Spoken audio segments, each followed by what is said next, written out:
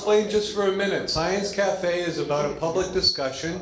It's about bringing people together to listen to experts about some topic that we care about. David, Sarah, and I have been running Science Cafe for over 5 years. We do a session here in Concord. We also do a session in Nashua every month except June, July, and December. So the way it works is we will give the panelists a couple minutes to introduce themselves, and then we'll throw it open to your questions. And I will be walking around, and David will too, with a microphone. So when you have a question, just hold your hand up and we'll bring the mic to you so that it gets captured for Concord TV. So we'd like to thank the Draft for having us here, and Concord TV for taking the time to film our session and put it online and on their station. And with no further ado, I'll introduce David Brooks, our moderator for tonight. All right, thanks. My name is Dave Brooks. I write for the Concord Monitor, and as Dan said, we've been doing this for darn close to 6 years now. In fact, we were talking about it between Concord and Nashua. We've done more than 50 of them, and if you think 40 people show up, that's more than 2,000 bodies that we've had percolate through Science Cafes in this time. And considering when he and Sarah Eck, who's a PhD person up in Lebanon, thereabouts in that area. When they came to me initially with the idea, and I thought it was a cute idea that would last 6 months and wither away, which indeed has happened at Science Cafes organized by both Dartmouth and UNH. They both set up their own, and they lasted like a year, and then they went away. We're still here. So anyway, I would never have guessed it would be this long and be this successful, but I'm delighted to see people here. Comment I always make, the regulars are tired of hearing them, but it's true. This is a difficult venue for the wait staff because you guys are all crammed together and we all sort of come and go at the same time. So please tip generously. And let's see, next month's topic, both here and in Nashua, is going to be about seasonal affective disorder, the winter blues, the psychological phenomenon, medical phenomenon. Have you gotten any panelists for Nashua yet? So, yeah, okay.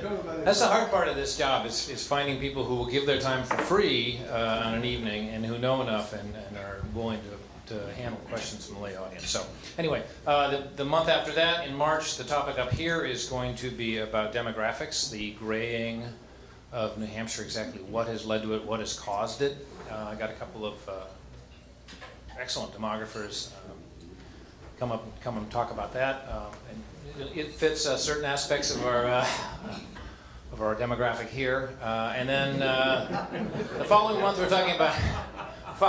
be talking about composting. We'll get all earthy in April. So you can bring your worms, and we can get wicked earthy. All right, but today we're technical. We're going to talk about electric cars. We have at least a third panelist who's supposed to be here, who hopefully will be coming down from Dartmouth.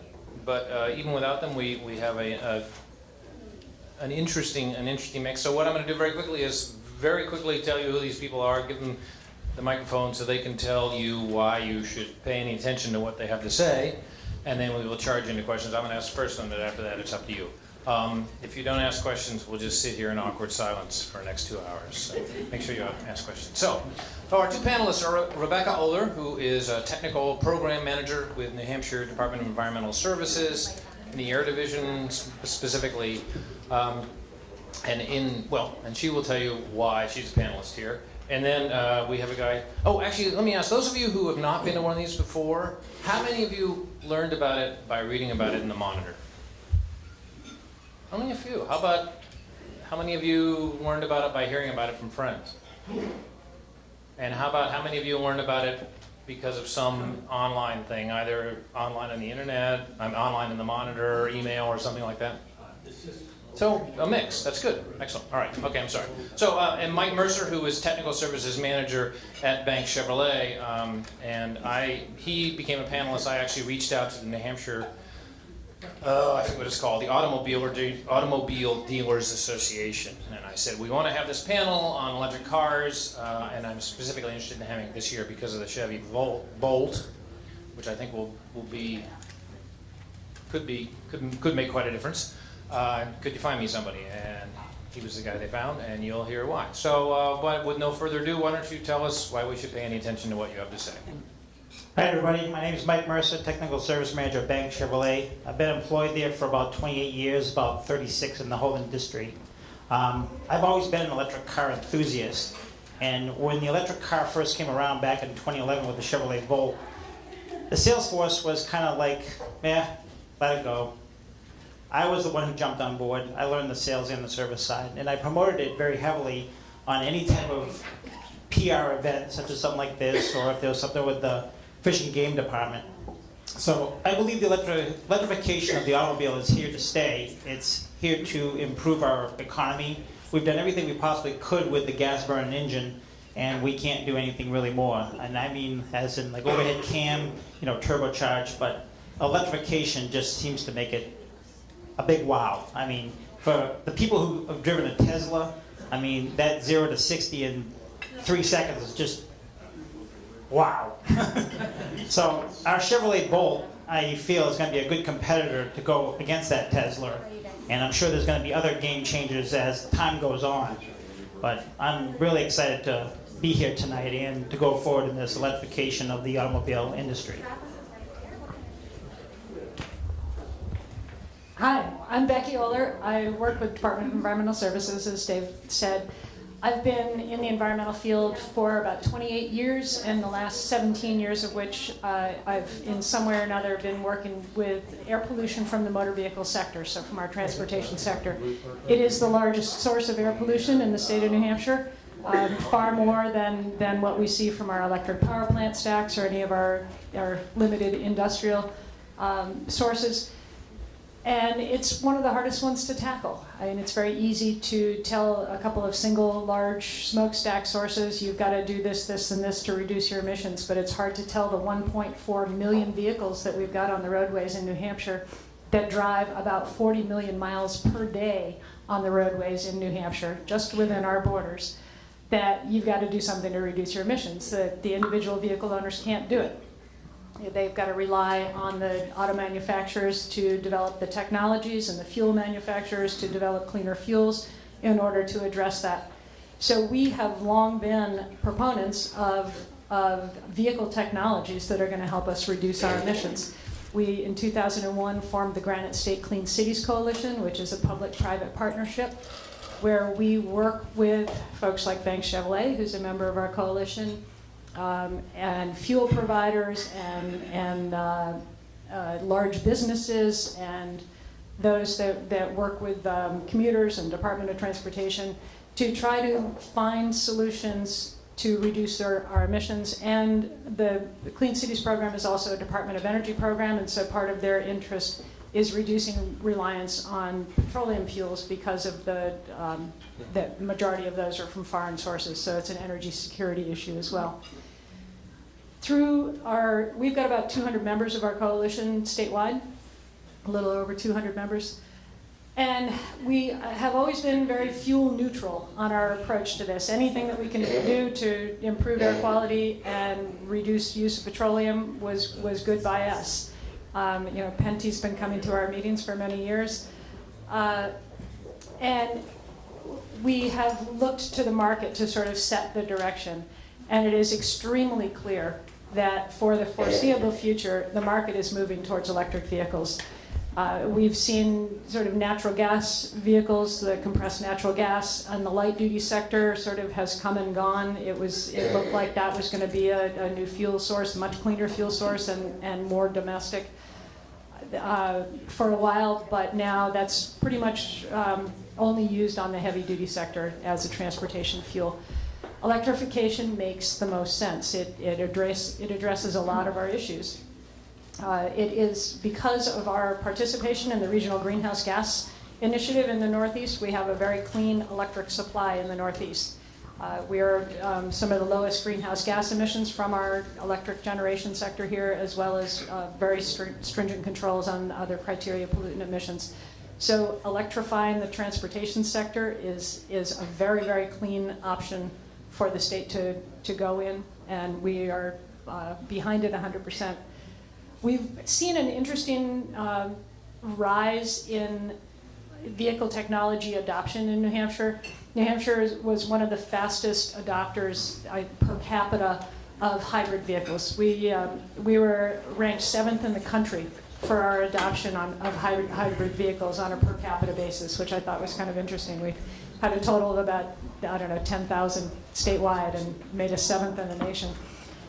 We're seeing an interesting and a similar growth in the adoption of electric vehicles. About, a few years ago, we maybe had 200 or 300. Now we've got well over 600. We just got the data for 2016, so I can't tell you what we have for 2016. But it's a technology we're very excited about. We're seeing huge advancements on a daily basis, and Mike can probably tell you more about that. But that's a little bit of the background, and we'll just open it up from here. Excellent. I forgot to ask, anybody in here own an all-electric vehicle? So I happen to know Pete, our kids grew up together. I can give him a hard time. What do you own, Pete? BMW i3. And why did you buy it, aside from that it's really cool? Because it's wicked cool. Okay, there you have a very geeky answer. All right, excellent. So, anybody own a hybrid vehicle, which is, as do I, which is sort of kind of electric-ish. Are any of these plug-in hybrids? Just I'm a Volt. a Volt. Okay, a Volt. Mine is not a plug-in. Okay, excellent. All right. So, tell us. Can you tell us what is it about electric cars that, in general, that are better than you talked about how we've reached the end with fossil fuel powered vehicles. Electrification can be better. What is it about them that's better? And try not to sell Chevy too much. Come on. Well, I usually like to ask the question to high school or college students. So I'm going to ask the question to you folks. What do you all call a good fuel economy number? It used to be 30. What's the panel out here want to say? 50? 50, 60? What if I told you like 80 or 90? I'd say higher. When you start throwing electric in with gasoline, and depending on how you use the vehicle, because there's a lot of different factors, there's what they call terrain, temperature, and technique, and how you drive the car, you can vary your numbers. Now, some people drive a great distance. I drive from Concord to Boston every day. So if I'm driving an electric car like a Volt, like a Gen 2 Volt, they're ready to go pure electric 50 miles. Now, you can do things like hypermile the car if you slow down like the realistic speed, to get the fuel economy out of it. So I can at least say driving electric. What I enjoy about driving electric, and whoever in here has an electric vehicle, when it's in an electric mode, how many just enjoy the nice peace and quietness of the cabin? That to me, I drive a lot of product, and when I get out of a Volt and I get into a gas-burning vehicle, it is what it is, but I miss the quietness. I've got a little aviation background, so when you're flying in a plane and it's quiet up there, it's kind of the same simulation of a nice, quiet electric car. I always like to play the challenging part as in, I wonder if I had a full charge here, how far can I get? And I'll do that hypermiling. I've taken a Volt, Gen 2, full charge, Concord, almost all the way down to Lexington, Mass, before the ice woke up. And I was like... Ice has internal combustion engine. Oh, thank you. Burning fossil fuel. And I was like, to finish my trip was like another 7 miles. That was the gas engine. I mean, I cringe when I get my Gulf gas bill and I go, ugh.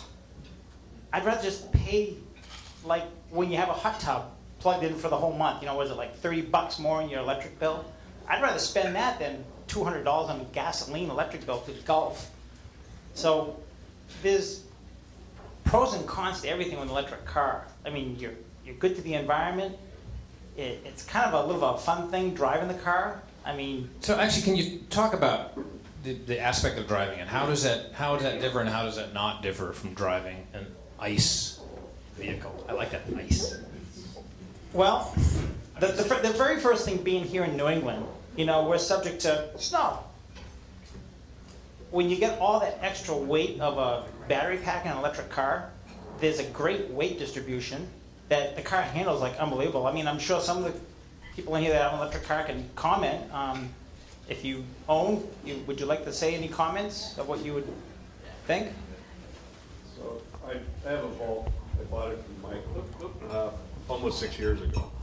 And it's really great on snow. I have snow tires on it, but it doesn't slide around at all. And the other thing is the acceleration. If you need to pass somebody quickly, it's a time warp. Your head goes back. You know, Tesla's even more so, obviously. Your car probably too, but it's a fun to drive car. After driving it a month, I said, gee, I would drive this car again even if it weren't electric, simply because of its performance. Before we get into questions, you talk about acceleration. Let's just a bit about the technology. Why does an electric car have better or different acceleration than a fossil fuel? On a fossil fuel vehicle, depending on what you have for an engine, you know, there's a torque curve, and there's a certain RPM to meet that max area of torque. On electric, it's right there. As soon as you step on it, there is no torque. It's right there. So if you like the excitement of a little bit of a zip, electric is the way to go. Better than a turbo? Yes. The turbos always have a turbo lag. I mean, some turbos are a little bit more responsive, but electrification is just immediate. All right. So, when can we test drive the Bolt? So I was waiting for that question tonight, and I was asked if we were going to have a Bolt That tonight. took 14 minutes. Okay. Bolt production has started in the late fall of 16. Of course, it does get launched to the strategic states like California and Oregon. They're going to be the first ones that are getting it. After that period of time has lapsed by, the Bolt will eventually merge across the United States and come to the Northeast. I'm projecting Bolt to be here in the Northeast probably like first quarter. So springtime is what I'm thinking. I know that Chevy released an official PR thingy yesterday.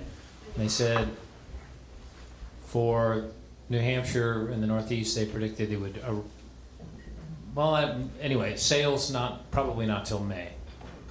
Production, the car is starting to arrive in March and actually be sold in May. Yeah. So that was Springtime. yeah, that's perfect. Can you give us an overview? Can you give us an overview about how the batteries have come along over the years? Great question. So I always like to go backwards in time. How many people here have seen the movie Who Killed the Electric Car? All right. So battery technology, when we used to have the nickel hybrid battery, the wet cell battery, and then we've come up to lithium. They made that car, the EV1, for its day and age, its purpose. It had to meet the zero emissions for California. General Motors, I'm sure there's a lot of mixed emotions about this, but they also said that battery technology, we do not want to probably warranty for whatever that warranty period was. Today's Volt is 8-year, 100,000. So we have a lithium battery. LG Chem makes our battery. I always tell our Volt customers, not to pitch a sales, but if you're going to purchase an electric car, I say treat it like a home computer. Don't buy it, lease it. Because if you lease it for 2 years, 3 years, whatever that lease term is, the next greatest, best thing is going to come out. And then you can get that, just like the Gen 1 Volt and Gen 2 Volt. More range, just different car, different look. Battery technology is constantly evolving, just like everything else with technology today. If I can just add on to the battery issue, the cost of the batteries has dropped immensely. What would cost a kilowatt of energy just a few years ago cost about $1,000, and now that same battery or that same level of power is now to about $200.